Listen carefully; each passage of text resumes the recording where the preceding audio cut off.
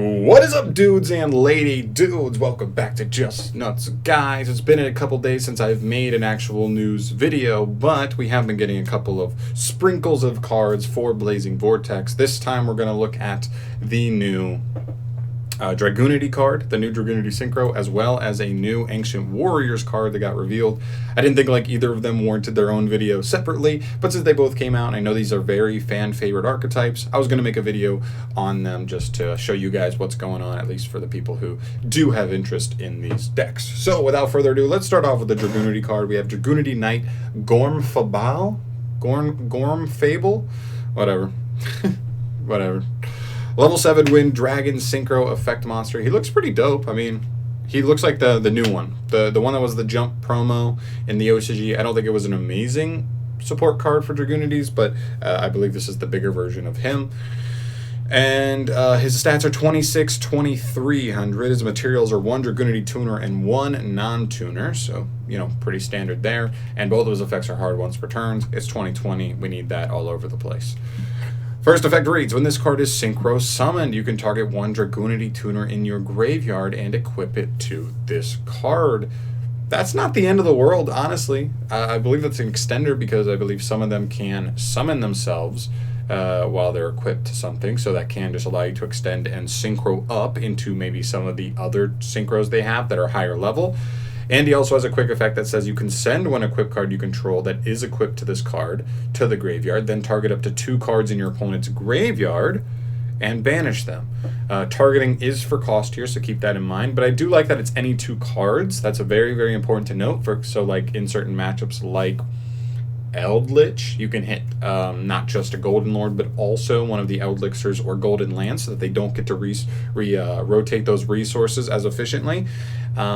And just get those out of the way, as well as the fact there are other matchups like, I don't know, Orchist. They could technically, if you get the field spell or the counter trap in the grave, both of those do have effects that come back. Same thing with Plunder Patrol, like the field spell can come back. You know, there's like other little matchups like that. Banishing 2 is pretty good. I mean, there are formats where DD Crow is legitimately a main deck staple hand trap. So I think a card like this that quick effect banishes any 2, and it's not just monsters, it's cards, that's actually not bad. So I will take that for sure. I think he's a decent card. I don't think he really maybe he's a stepping stone. And the problem with me here that I see is I don't know Dragunities that well. So I don't know exactly how the levels match up, exactly what tuner you're going to be aiming to get off of him to re-equip so that it can maybe potentially summon itself and extend you even further. I don't know as far as that stuff goes, so let me know in the comment section down below if you know about Dragunities a little more than I do, if I'm missing anything there. But I think it's a fine card. I mean, it almost gives a feel of Adamancipator Risen Raptite to me, right? Like it has a little extension effect, but it's also a pseudo decent disruption as well. So we'll take it, right? I'll take it. Which takes us to our new Ancient Warriors card. This is Ancient Warriors Rebellious Lu Feng. Very cool name. Very cool art as well. That doesn't do it any justice. Let's see if I can get you a better picture here. How about this? This is a little bit better. Riding a dope horse, man. This horse is red with blue eyes. Crazy. All right. So the art is dope as per always with the Ancient Warriors. This is a level 8 Dark Beast Warrior effect monster, 2800 attack, 2200 defense, and he cannot be normal summoned or set. He must be summoned from your hand, special summoned from your hand, by controlling the monster or monsters that has the highest attack among Ancient Warriors monsters on the field. Okay. All right. That's interesting.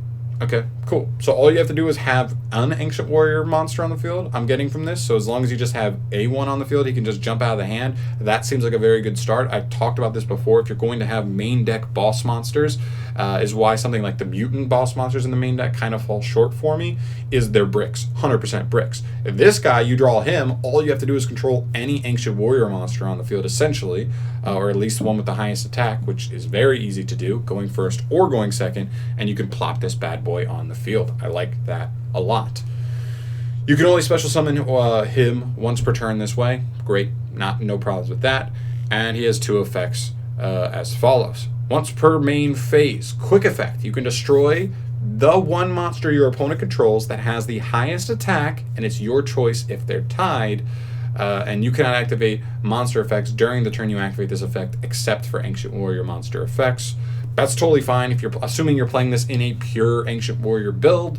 There should be no problems here, or at least on your opponent's turn. Even if you were playing other extender monsters, like so you wouldn't activate this on your turn, this could at least still be a disruption on your opponent's turn, assuming you don't need to activate any other monster effects. Although that does kind of hurt like hand traps. Definitely conflicts a little bit with hand traps, but still overall it's just a pop. It is a little bit floodgated, so your opponent does have specific ways they can play around it, where they're just like, oh, the important card will be my lower attack card, so my opponent can only pop the other one, not the weaker one that I really want to resolve. So there are weird ways that people can play around it, but it is a disruption at the end of the day, and that is one of the things that this deck does lack for sure. So we'll take that. And the second effect reads, once per turn during the end phase, if your opponent controls the monster or monsters on the field that has the highest attack, you must give control of this card to your opponent. Now that's the very tough part about this card. Everything up until this point is pretty good. It just, you drop a free 2800 beater on the field. If you want to use the Dryden-esque effect, you do lock yourself out of monster effects, but it is a Dryden-esque effect at the end of the day, and it's disruption, so we'll take that. But the last effect is a little bit tough if, in fact, he is not effective enough to keep your opponent from having the highest attack monster on the field. You are going to be in a tough spot where you are going to be forced to give control of him to your opponent. But luckily, this does work for both people, and it is on end phase, so it's a little slow too. If they're going to use his effect against you, they're also going to lock themselves out of their other monster effects as well. So the drawback for you is also a drawback for them, but a bigger one for them. On that, and then what you can do from there is you can try and manipulate the board. If you can somehow make it so you control the monster with the base attack for their end phase, you will then regain control of this card and then be able to use him as you see fit, which, you know, is not half bad. So I think overall it's a pretty good card. This deck is definitely lacking some things. I thought that Tri-Brigade could potentially be a help to this deck, but this guy definitely helps as well. It's more disruption. It's going second, drop a big body on the field, help you break boards. Like, that's not bad at all, and he's easy to summon. That's the biggest thing for me, is main deck boss monsters need to work almost like extenders at the same time as being good boss monsters. So I like that a lot. I think it's actually a pretty good card for them. Obviously, you're going to have to learn the ins and outs of the best way to play so that you do not so that you, I guess, mitigate the downside effects of him the most.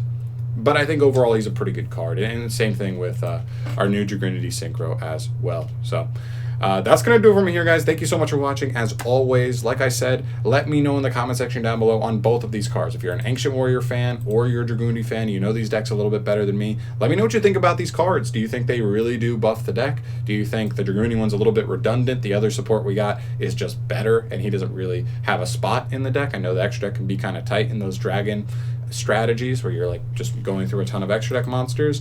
And is this guy really worth it, or do his downsides outweigh his plus sides? Let me know in the comment section down below what you're thinking on that. Thank you so much for watching. Subscribe to the channel if you want to see more news videos from me in the future, and I'll see you in the next one. Peace.